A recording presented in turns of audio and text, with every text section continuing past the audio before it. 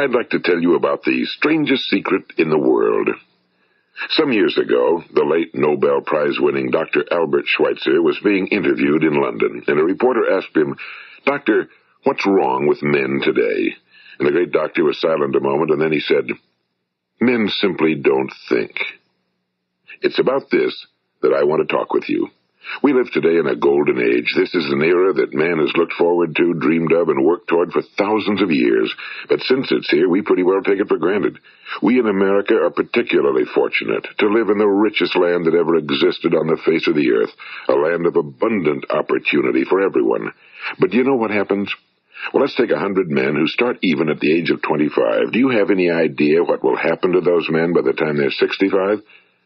These 100 men who all start even at the age of 25 believe they're going to be successful. If you asked any one of these men if he wanted to be a success, he'd tell you he did. And you'd notice that he was eager toward life, that there was a certain sparkle to his eye, an erectness to his carriage, and life seemed like a pretty interesting adventure to him. But by the time they're 65, 1 will be rich. 4 will be financially independent. 5 will still be working.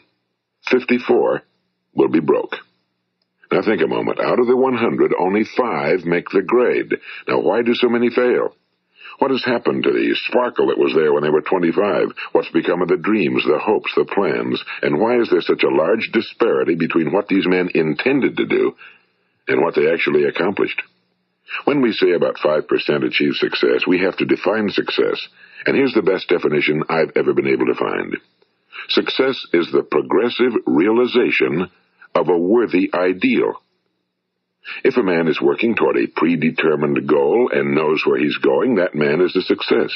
If he's not doing that, he's a failure. Success is the progressive realization of a worthy ideal. Rollo May, the distinguished psychiatrist, wrote a wonderful book called Man's Search for Himself. And in this book he says, the opposite of courage in our society is not cowardice. It is conformity. And there you have the trouble today. It's conformity, people acting like everyone else without knowing why, without knowing where they're going. Now think of it.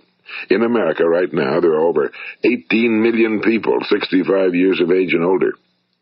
And most of them are broke. They're dependent on someone else for life's necessities.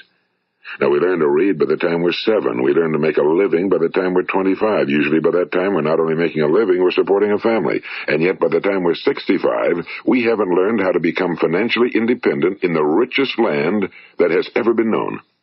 Why? We conform. And the trouble is that we're acting like the wrong percentage group, the 95 who don't succeed. Now, why do these people conform? Well, they really don't know. These people believe that their lives are shaped by circumstances, by things that happen to them, by exterior forces. They're outer-directed people. A survey was made one time that covered a lot of men, working men, and these men were asked, "Why do you work? Why do you get up in the morning?" 19 out of 20 had no idea. If you ask them, they'll say, well, everyone goes to work in the morning, and that's the reason they do it, because everyone else is doing it. Now let's get back to our definition of success. Who succeeds? The only person who succeeds is the person who is progressively realizing a worthy ideal. He's the person who says, I'm going to become this, and then begins to work toward that goal. I'll tell you who the successful people are. A success is the school teacher who's teaching school because that's what he or she wants to do. The success is the woman who's a wife and mother because she wanted to become a wife and mother and is doing a good job of it. The success is the man who runs the corner gas station because that was his dream. That's what he wanted to do. The success is the successful salesman who wants to become a top-notch salesman and grow and build with his organization. A success is anyone who is doing deliberately a predetermined job because that's what he decided to do deliberately. But only 1 out of 20 does that. That's why today there isn't really any competition unless we make it for ourselves. Instead of competing, all we have to do is create. You know, for 20 years, I looked for the key which would determine what would happen to a human being. Was there a key I wanted to know which would make the future a promise that we could foretell to a large extent? Was there a key that would guarantee a person's becoming successful if he only knew about it and knew how to use it? Well, there is such a key, and I've found it. Have you ever wondered why so many men work so hard and honestly without ever achieving anything in particular, and others don't seem to work hard and yet seem to get everything? They seem to have the magic touch. You've heard them say that about someone. Everything he touches turns to gold. And have you ever noticed that a man who becomes successful tends to continue to become successful? And on the other hand, have you noticed how a man who's a failure tends to continue to fail? Well, it's because of goals. Some of us have goals, some don't. People with goals succeed because they know where they're going. It's that simple. Think of a ship leaving a harbor, and think of it with the complete voyage mapped out and planned. The captain and crew know exactly where it's going and how long it'll take. It has a definite goal. Now, 9,999 times out of 10,000, it will get to where it started out to get. Now, let's take another ship, just like the first, only let's not put a crew on it or a captain at the helm. Let's give it no aiming point, no goal, no destination. We just start the engines and let it go. I think you'll agree with me that if it gets out of the harbor at all, it will either sink or wind up on some deserted beach, a derelict.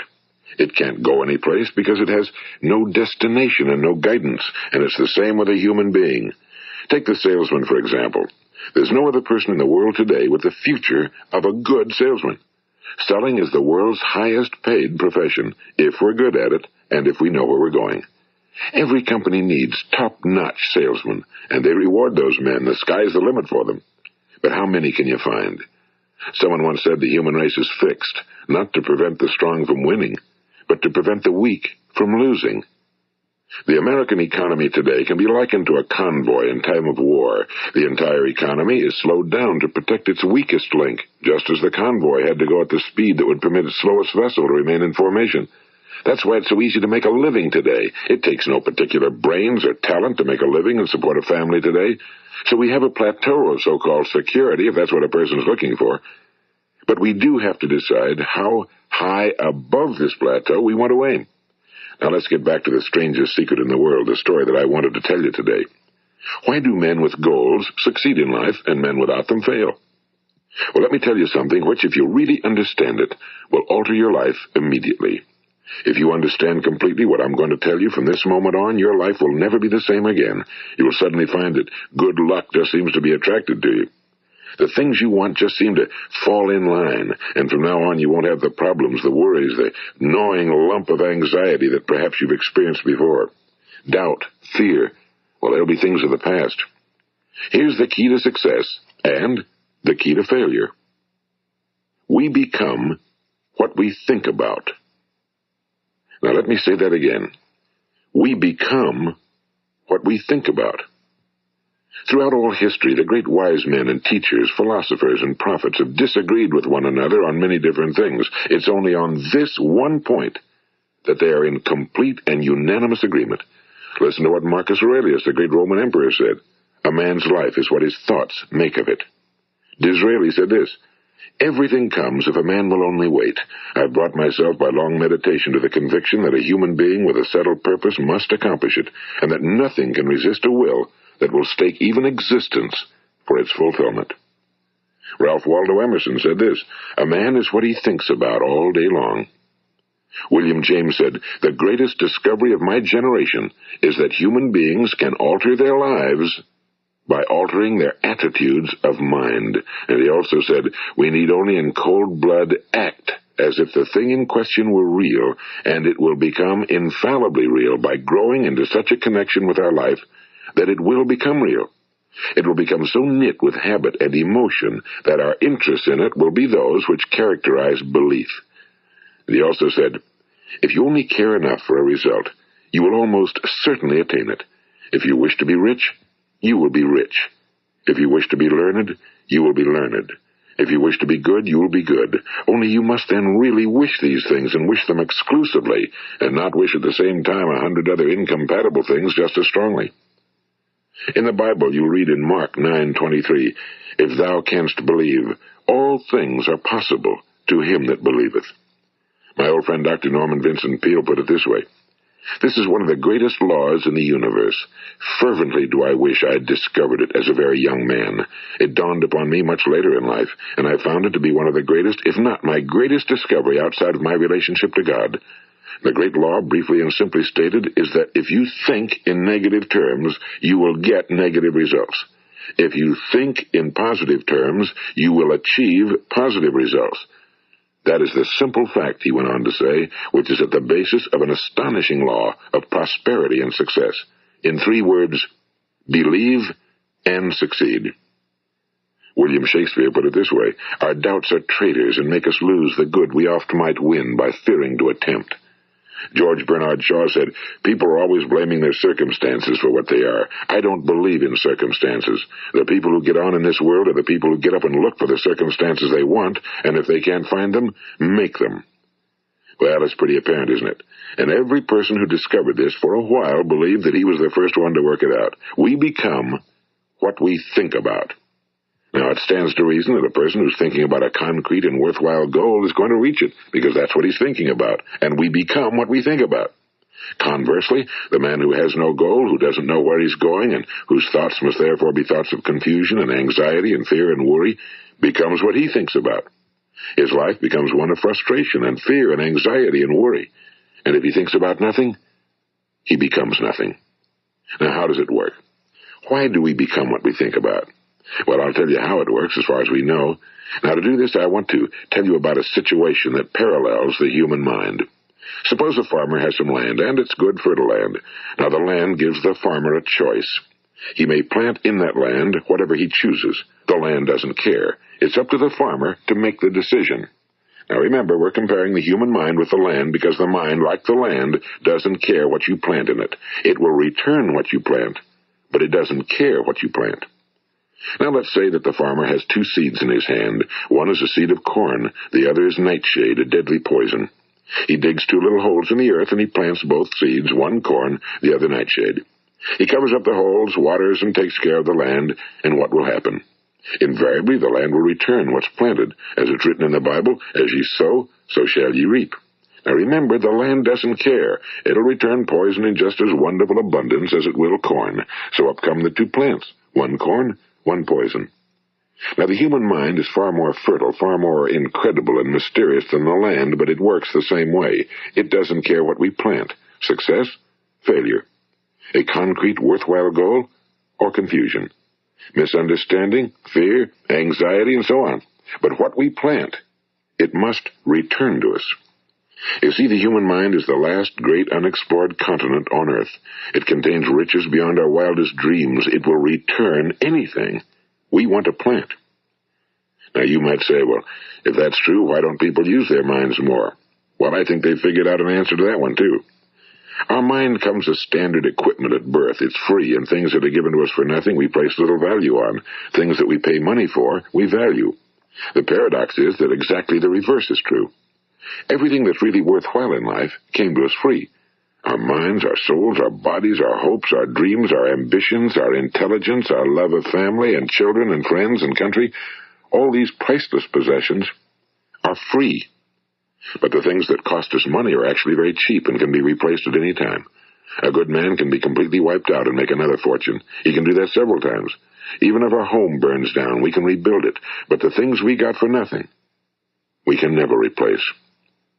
The human mind isn't used because we take it for granted. Familiarity breeds contempt. It can do any kind of job we assign to it, but generally speaking, we use it for little jobs instead of big, important ones. Universities have proved that most of us are operating on about 10% or less of our abilities. So decide now, what is it you want? Plant your goal in your mind. It's the most important decision you'll ever make in your entire life. What is it you want? Do you want to be an outstanding salesman? A better worker at your particular job? Do you want to go places in your company, in your community? Do you want to get rich? All you've got to do is plant that seed in your mind, care for it, work steadily toward your goal, and it will become a reality. It not only will, there's no way that it cannot. You see, that's a law, like the laws of Sir Isaac Newton, the laws of gravity. If you get on top of a building and jump off, you'll always go down. You'll never go up, and it's the same with all the other laws of nature. They always work. They're inflexible. Think about your goal in a relaxed, positive way. Picture yourself in your mind's eye as having already achieved this goal. See yourself doing the things you will be doing when you've reached your goal. Ours has been called the phenobarbital age, the age of ulcers and nervous breakdowns and tranquilizers, at a time when medical research has raised us to a new plateau of good health and longevity. Far too many of us worry ourselves into an early grave, trying to cope with things in our own little personal ways, without learning a few great laws that will take care of everything for us. These things we bring on ourselves through our habitual way of thinking. Every one of us is the sum total of his own thoughts. He is where he is because that's exactly where he really wants to be, whether he'll admit that or not. Each of us must live off the fruit of his thoughts in the future, because what you think today and tomorrow, next month and next year, will mold your life and determine your future. You're guided by your mind. I remember one time I was driving through eastern Arizona, and I saw one of those giant earth-moving machines roaring along the road at about 35 miles an hour with what looked like 30 tons of dirt in it. A tremendous, incredible machine, and there was a little man perched way up on top with the wheel in his hands guiding it. And as I drove along, I was struck by the similarity of that machine to the human mind. Just suppose you're sitting at the controls of such a vast source of energy.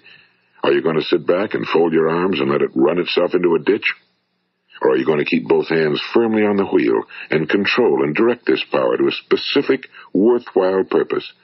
It's up to you. You're in the driver's seat. You see, the very law that gives us success is a two-edged sword. We must control our thinking. The same rule that can lead a man to a life of success, wealth, happiness, and all the things he ever dreamed of for himself and his family. That very same law can lead him into the gutter.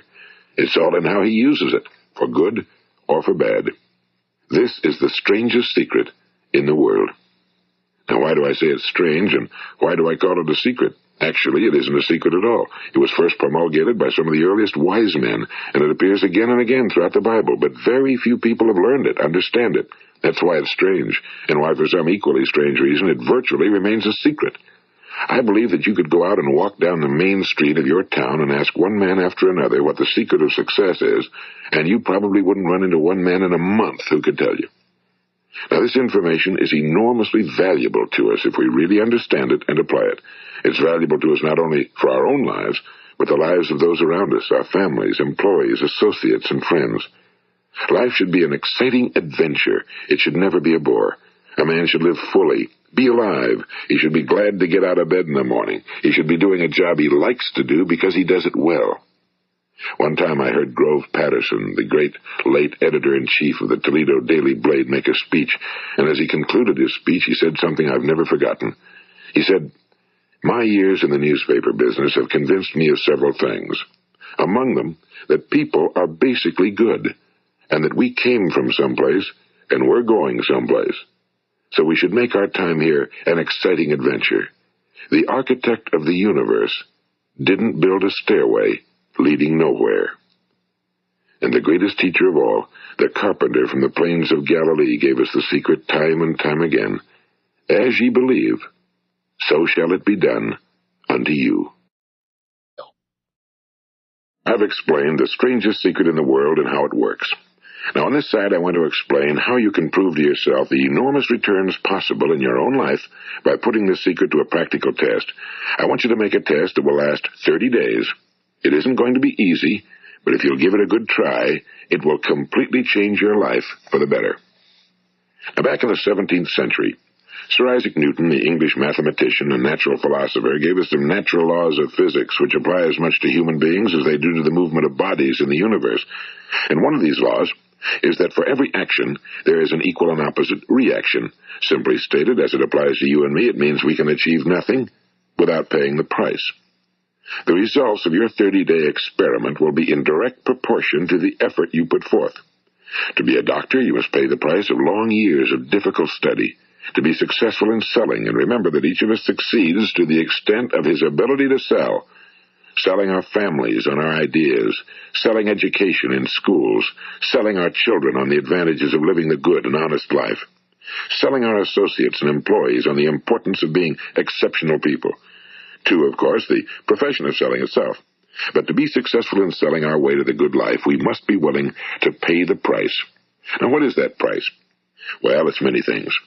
First, it's understanding emotionally, as well as intellectually, that we literally become what we think about, that we must control our thoughts if we're to control our lives. It's understanding fully that as ye sow, so shall ye reap.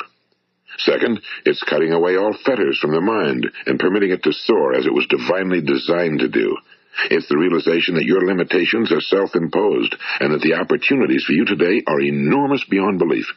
It's rising above narrow-minded pettiness and prejudice. And third, it's using all your courage to force yourself to think positively on your own problem, to set a definite and clearly defined goal for yourself, to let your marvelous mind think about your goal from all possible angles, to let your imagination speculate freely upon many different possible solutions, to refuse to believe that there are any circumstances sufficiently strong to defeat you in the accomplishment of your purpose, to act promptly and decisively when your course is clear, and to keep constantly aware of the fact that you are, at this moment, standing in the middle of your own acres of diamonds, as Russell Conwell used to point out. And fourth, save at least 10% of every dollar you earn. It's also remembering that no matter what your present job, it has enormous possibilities, if you're willing to pay the price. Now let's just go over the important points in the price each of us must pay to achieve the wonderful life that can be ours. It is, of course, worth any price. 1. You will become what you think about. 2. Remember the word imagination and let your mind begin to soar. 3. Courage. Concentrate on your goal every day. 4. Save 10% of what you earn. And 5. Action. Ideas are worthless unless we act on them. Now, I'll try to outline the 30-day test I want you to make. Keep in mind that you have nothing to lose by making this test and everything you could possibly want to gain. There are two things that may be said of everyone. Each of us wants something, and each of us is afraid of something. I want you to write on a card what it is you want more than anything else. It may be more money. Perhaps you'd like to double your income or make a specific amount of money. It may be a beautiful home. It may be success at your job. It may be a particular position in life. It could be a more harmonious family. Each of us wants something. Now write down on your card specifically what it is you want. Make sure it's a single goal and clearly defined. You needn't show it to anyone, but carry it with you so that you can look at it several times a day. Think about it in a cheerful, relaxed, positive way each morning when you get up, and immediately you have something to work for, something to get out of bed for, something to live for. Look at it every chance you get during the day and just before going to bed at night. And as you look at it, remember that you must become what you think about, and since you're thinking about your goal, you realize that soon it will be yours. In fact, it's yours really the moment you write it down and begin to think about it. Look at the abundance all around you as you go about your daily business. You have as much right to this abundance as any other living creature. It's yours for the asking. Now we come to the difficult part. Difficult because it means the formation of what is probably a brand new habit, and new habits are not easily formed. Once formed, however, it will follow you for the rest of your life. Stop thinking about what it is you fear. Each time a fearful or negative thought comes into your consciousness, replace it with a mental picture of your positive and worthwhile goal. And there will come times when you'll feel like giving up. It's easier for a human being to think negatively than positively. That's why only 5% are successful. You must begin now to place yourself in that group. For 30 days, you must take control of your mind. It will think about only what you permit it to think about. Each day for this 30-day test, do more than you have to do. In addition to maintaining a cheerful, positive outlook, give of yourself more than you've ever done before. Do this knowing that your returns in life must be in direct proportion to what you give. The moment you decide on a goal to work toward, you're immediately a successful person. You are then in that rare and successful category of people who know where they're going. Out of every 100 people, you belong to the top 5. Don't concern yourself too much with how you're going to achieve your goal. Leave that completely to a power greater than yourself. All you have to do is know where you're going. The answers will come to you of their own accord and at the right time. Remember these words from the Sermon on the Mount, and remember them well. Keep them constantly before you this month of your test. Ask, and it shall be given you. Seek, and ye shall find. Knock, and it shall be opened unto you. For every one that asketh receiveth, and he that seeketh findeth, and to him that knocketh it shall be opened. It's as marvelous and as simple as that. In fact, it's so simple that in our seemingly complicated world, it's difficult for an adult to understand that all he needs is a purpose and faith. For 30 days, do your very best. If you're a salesman, go at it as you've never done before, not in a hectic fashion, but with the calm, cheerful assurance that time well spent will give you the abundance in return you deserve and want. If you're a homemaker, devote your 30-day test to completely giving of yourself without thinking about receiving anything in return, and you'll be amazed at the difference it makes in your life. No matter what your job, do it as you've never done it before for 30 days. And if you've kept your goal before you every day, you'll wonder and marvel at this new life you've found. Dorothea Brand, the outstanding editor and writer, discovered it for herself and tells about it in her fine book, Wake Up and Live. Her entire philosophy is reduced to the words, act as though it were impossible to fail. She made her own test with sincerity and faith, and her entire life was changed to one of overwhelming success. Now, you make your test for 30 full days. Don't start your test until you've made up your mind to stick with it. You see, by being persistent, you're demonstrating faith. Persistence is simply another word for faith. If you didn't have faith, you'd never persist. If you should fail during your first 30 days, by that I mean suddenly find yourself overwhelmed by negative thoughts, you've got to start over again from that point and go 30 more days. Gradually, your new habit will form until you find yourself one of that wonderful minority to whom virtually nothing is impossible. And don't forget the card. It's vitally important as you begin this new way of living. On one side of the card, write your goal, whatever it may be. On the other side, write the words we've quoted from the Sermon on the Mount. Ask, and it shall be given you. Seek, and ye shall find. Knock, and it shall be opened unto you. Nothing great was ever accomplished without inspiration. See that during these crucial first 30 days, your own inspiration is kept at a peak. And above all, don't worry. Worry brings fear, and fear is crippling. The only thing that can cause you to worry during your test is trying to do it all yourself. Know that all you have to do is hold your goal before you. Everything else will take care of itself. Remember also to keep calm and cheerful. Don't let petty things annoy you and get you off course.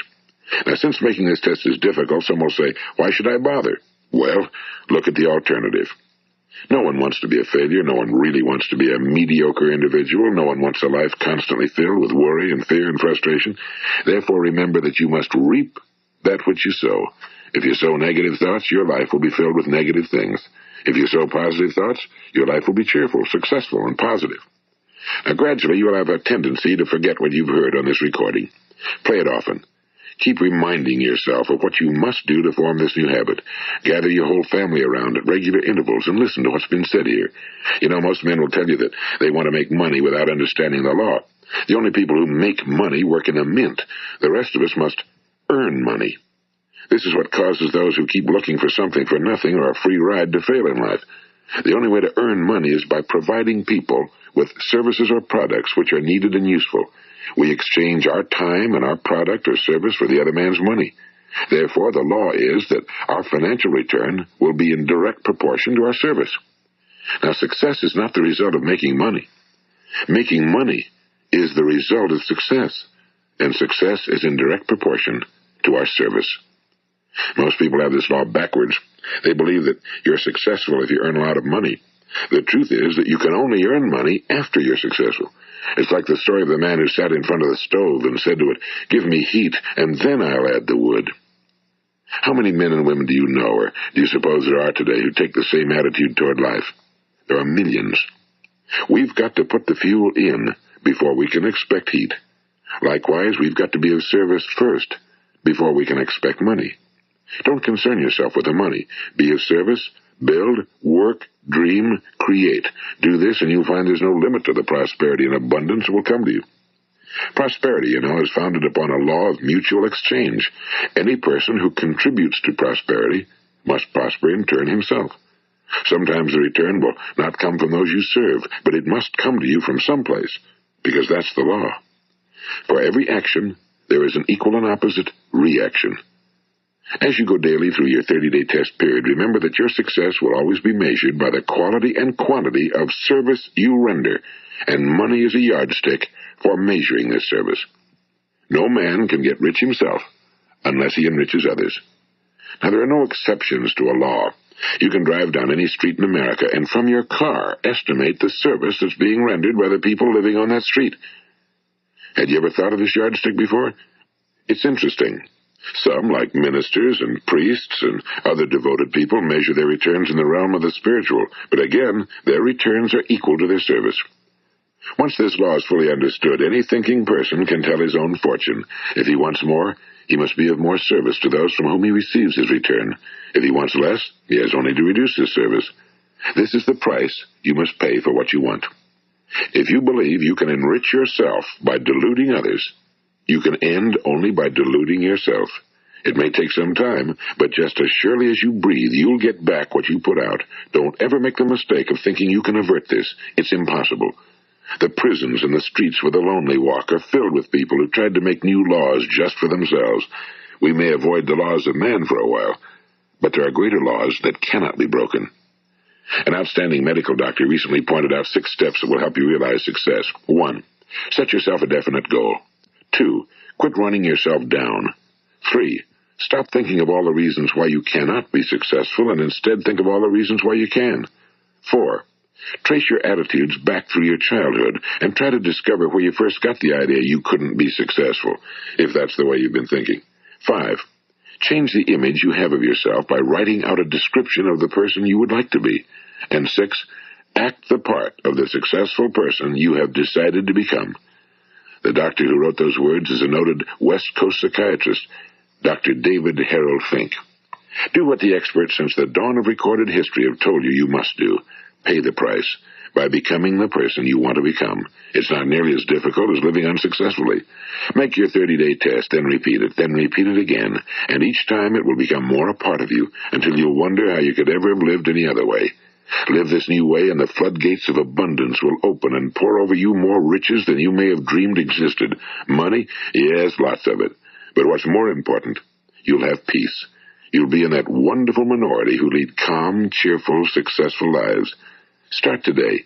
You have nothing to lose, but you have a whole life to win. This is Earl Nightingale, and thank you.